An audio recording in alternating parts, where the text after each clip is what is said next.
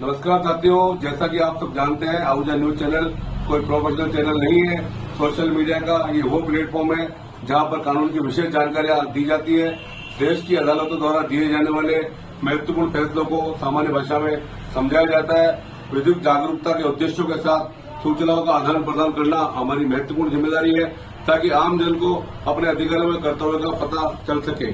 तो आइए देखते हैं न्यायिक जगत से जुड़ी हुई महत्वपूर्ण खबरें आहूजा न्यूज चैनल पर। राजस्थान सरकार में अतिरिक्त महाधिवक्ता, सरकारी वकीलों एवं लोक अभियोजकों की नियुक्तियां राजनीतिक आधार पर नहीं बल्कि योग्यता के आधार पर हो। इस मामले में अधिवक्ता पूनम चंद भंडारी ने राजस्थान हाईकोर्ट में जनहित याचिका दायर की है। याचिका में कहा गया है कि राजस्थान सरकार में नियुक्त किए जाने वाले अतिरिक्त महाधिवक्ता, सरकारी वकील एवं लोक अभियोजकों की नियुक्तियां योग्यता के आधार पर होनी चाहिए।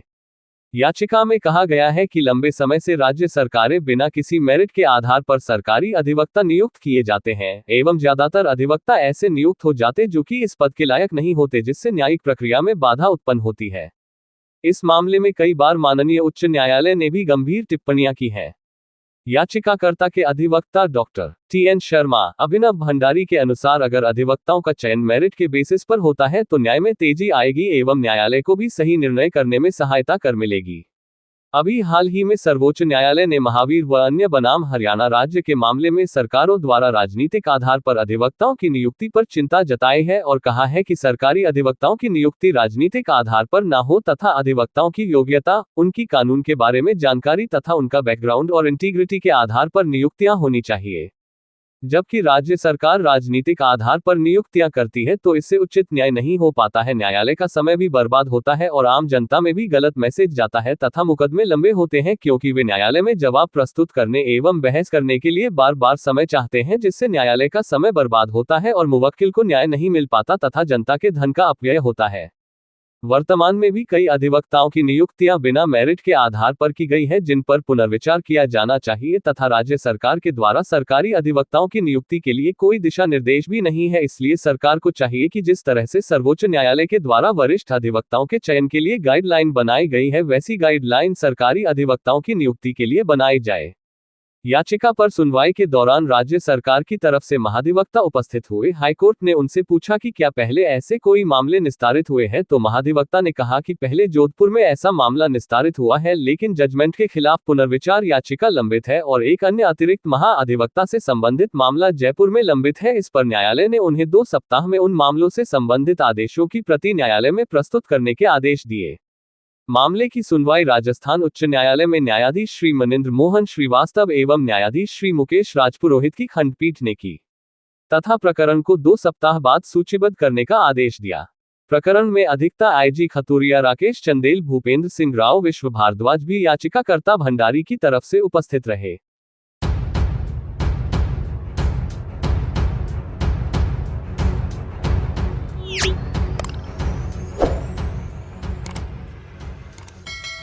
सोमवार 5 मई को Equitas small finance bank Kekri की तरफ से बैंक के सम्मानीय ग्राहकों का निःशुल्क health checkup Leela Devi diagnostic centre के माध्यम से किया गया, जिसमें कुल 30 ग्राहकों ने अपनी जांच कराई। इस कार्यक्रम में बैंक के शाखा प्रबंधक प्रवेश जैन, उप शाखा प्रबंधक रवि जैन, कैशियर रुचि डीडवानिया, सेल्स ऑफिसर अनवर मंसूरी आदि उपस्थित थे।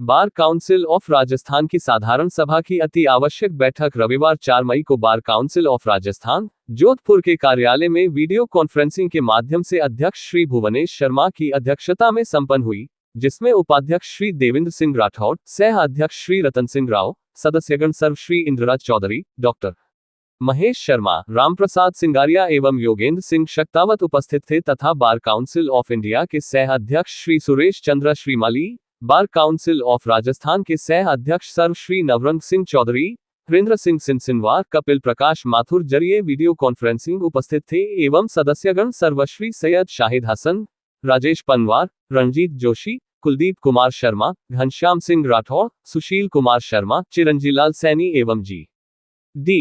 बंसल भी वीडियो कॉन्फ्रेंसिंग के माध्यम से बैठक में सहभागी बने।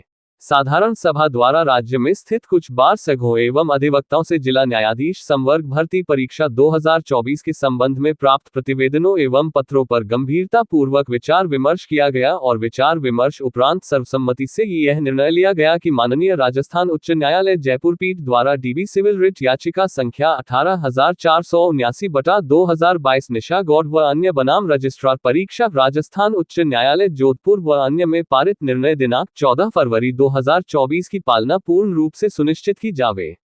साधारण सभा द्वारा इस संबंध में बार काउंसिल ऑफ राजस्थान के अध्यक्ष श्री भुवनेश शर्मा की अध्यक्षता में एक 8 सदस्यीय समिति का गठन किया गया, जिसमें बार काउंसिल ऑफ राजस्थान के सदस्यगण सर्वश्री रणजीत जोशी, कुलदीप कुमार शर्मा, रतन सिंह राव, डॉक्टर महेश शर्मा एवं हरेंद्र सिंह सिंसिनवार सहित 3 अधिवक्ता सर्वश्री विद्यानंद गुप्ता, गिरिराज प्रसाद शर्मा एवं प्रदीप मालिक को इस समिति में शामिल किया गया।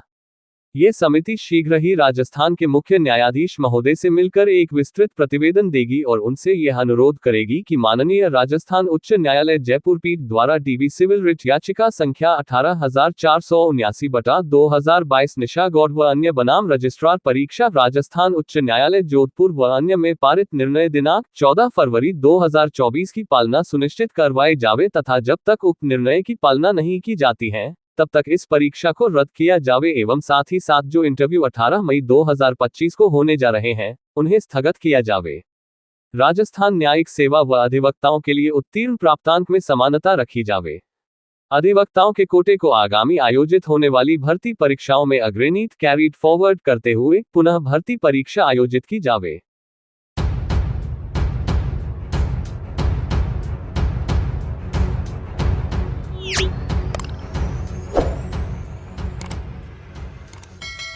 केकड़ी विधानसभा क्षेत्र के छोटे से गांव गोयला के महेंद्र रेगर का भारतीय प्रशासनिक सेवा में चयनित होने पर सोमवार को मुस्लिम समाज के पूर्व सदर अब्दुल समद लोहार के नेतृत्व में चयनित अभ्यर्थी महेंद्र रेगर व उनके पिताजी ओम प्रकाश जी के अभिनंदन हेतु समद लोहार की फैक्ट्री में अभिनंदन समारोह का आयोजन कर महेंद्र व उनके पिताजी को माला व साफा पहनाकर स्वागत अभिनंदन किया गया। अभिनंदन समारोह को संबोधित करते हुए सेवानिवृत्त शारीरिक शिक्षक भगवत सिंह राठौड़ ने कहा कि छोटे से गांव गोवलिया के सामान्य परिवार के बालक महेंद्र ने देश की सबसे बड़ी परीक्षा उत्तीर्ण कर घर, परिवार व समाज के साथ साथ गांव व प्रदेश का नाम रोशन करते हुए क्षेत्र के इतिहास में बड़ा कीर्तिमान स्थापित कर हम सबको गौरवान्वित किया है। उन्होंने क्षेत्र के युवाओं को इनसे प्रेरणा लेने की बात भी कही। इस मौके पर आयोजन सम्मान समारोह में अब्दुल समद लोहार, सेवानिवृत्त शारीरिक शिक्षक भगवत सिंह राठौड़, ओम सिंह राठौड़, सत्यनारायण, सलीम जी पावना, सलामुद्दीन, मोहम्मद हुसैन, अनवर हुसैन मोहम्मद, रज्जाक मोहम्मद, फरियाद अरमान, आसिफ रिजवान, हसन सहित अगवान परिवार व गांव के कई लोग मौजूद रहे।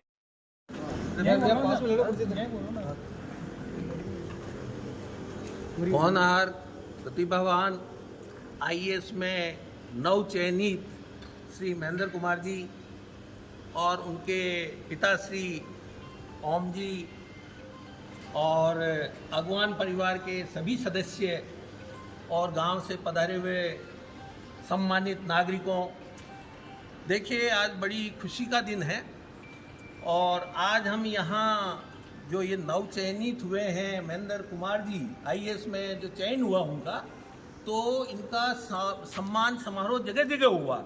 उसी क्रम में अगवान परिवार गोविला और बांदनवाड़ा वो भी स्वेच्छा से सहर्ष होके और बड़ी खुशी से महेंद्र कुमार जी का यहाँ पे जो है इस्तकबाल कर रहा है और बहुत खुशी से कर रहा है। वो इनको निवेदन किया, ये पधारे, बहुत आभार उनका। और देखिए उपस्थित बंधुओं, बहुत ज़रूरी है ये सम्मान मिलना, क्यों ये हकदार है, चाहता सभी है, सभी चाहते हैं लेकिन हो नहीं पाता है। और ऐसा क्रैक करना, इस आईएएस को क्रैक करना ही बहुत बड़ी बात है। सम्मान की अगर बात करें तो देखिए जैसे इनका रिजल्ट आया, सबसे पहले ग्राम में इनका जुलूस निकाला गया, सभी ग्रामों में मोहल्ले वाइज इनका सम्मान किया गया, साफा बंधन माल्यार्पण मोहल्ले वाइज किया गया, गढ़ के अंदर भी किया गया। उसके बाद यही नहीं, सरवाड़ रेगर समाज ने भी इनका सम्मान किया और केकड़ी में भी इनका सम्मान हुआ, रेगर समाज ने और अन्य व्यक्ति ने, वरिष्ठ नागरिकों ने इनका सम्मान किया। यहाँ तक नहीं, जो यहाँ का जनप्रतिनिधि है, एमएलए है, विधायक है, शत्रुघ्न जी, उन्होंने भी इनको बुलाया है, हकीकत बात नहीं है, उन्होंने भी उनके घर पे सम्मान किया। यहीं तक नहीं, राजस्थान सरकार ने राजस्थान सरकार के जो मुखिया हैं भजन लाल जी, मुख्यमंत्री हैं, उन्होंने भी राजस्थान में जितनी भी ये प्रतिभाएं थी, होनहार थे, जीनियस थे, उन सबको वहां पे बुलाया। कब बुलाया साहब आपको? 2 तारीख को बुलाया वहां पे सबको, जो भी राजस्थान के थे। भारत में तो बहुत बड़ा हो जाता है, क्योंकि राजस्थान को आगे लाना है, तो उनको पता है कि कैसे इन लोगों को अपन सम्मान करके अब उठा सकते हैं, तो उनको बुलाया। राजस्थान सरकार ने भी इनका सम्मान किया।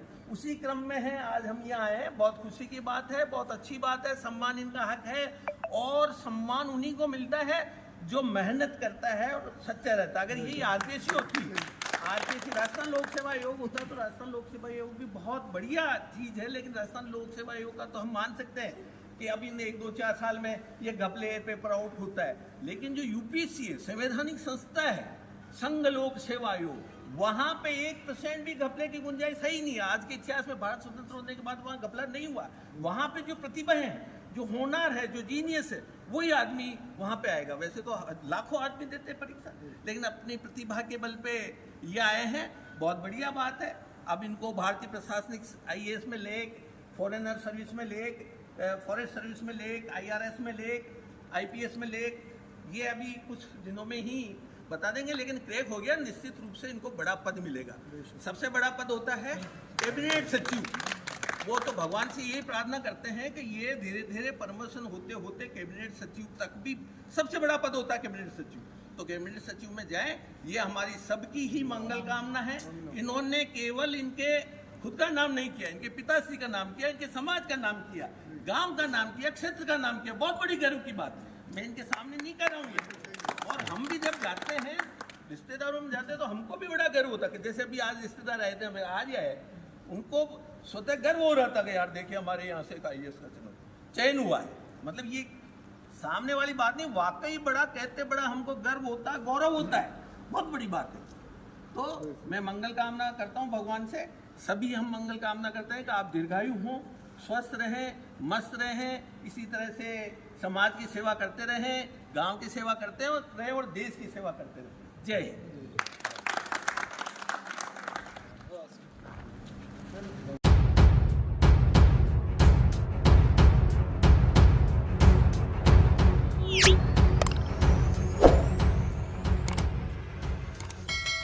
केकडी में सोमवार सुबह मौसम के बिगड़ मिजाज ने जनजीवन अस्त व्यस्त कर दिया। केकडी में सुबह तेज हवाओं के साथ बूंदाबांदी का दौर शुरू हुआ, जो दिन भर रुक रुक बारिश का दौर चलता रहा। रिमझिम बारिश से जहां आमजन को गत दिनों पड़ रही भीषण गर्मी से राहत मिली, वहीं मौसम खुशनुमा हो गया।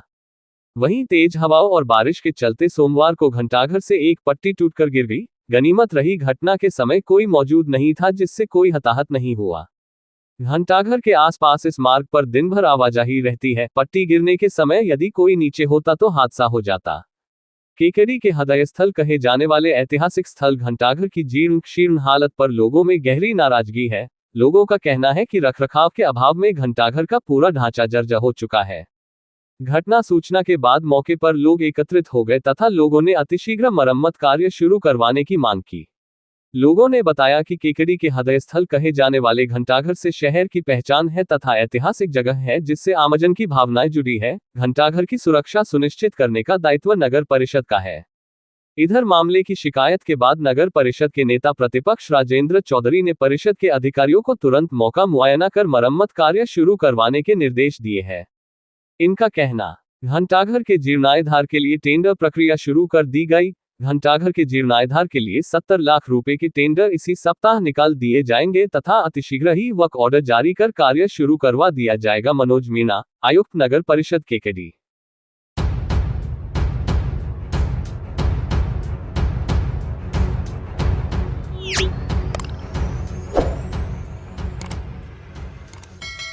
जन स्वास्थ्य अभियांत्रिकी विभाग केकडी ने रविवार को बड़ी कार्रवाई करते हुए बघेरा पंप हाउस से सलारी गांव तक जा रही मेन राइजिंग पाइपलाइन पर 8 अवैध जल कनेक्शन हटाए।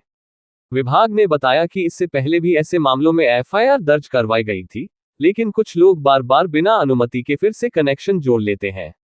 विभाग के सहायक अभियंता मदन मोहन शर्मा ने बताया कि ये कनेक्शन कई बार हटाए जा चुके हैं, फिर भी लोग दोबारा जोड़ लेते हैं।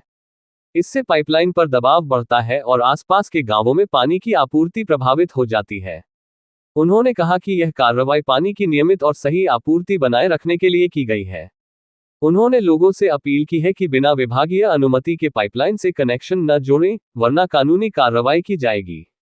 कार्रवाई के दौरान जेसीबी की सहायता से अवैध जल कनेक्शन हटाते पीएचईडी कर्मचारी मौके पर सक्रिय नजर आए। विभाग की टीम ने पाइपलाइन की खुदाई कर कनेक्शन हटाए। इस दौरान विभाग का तकनीकी स्टाफ मौके पर मौजूद रहा और पूरी पाइपलाइन की निगरानी की गई ताकि आगे ऐसी स्थिति न बने।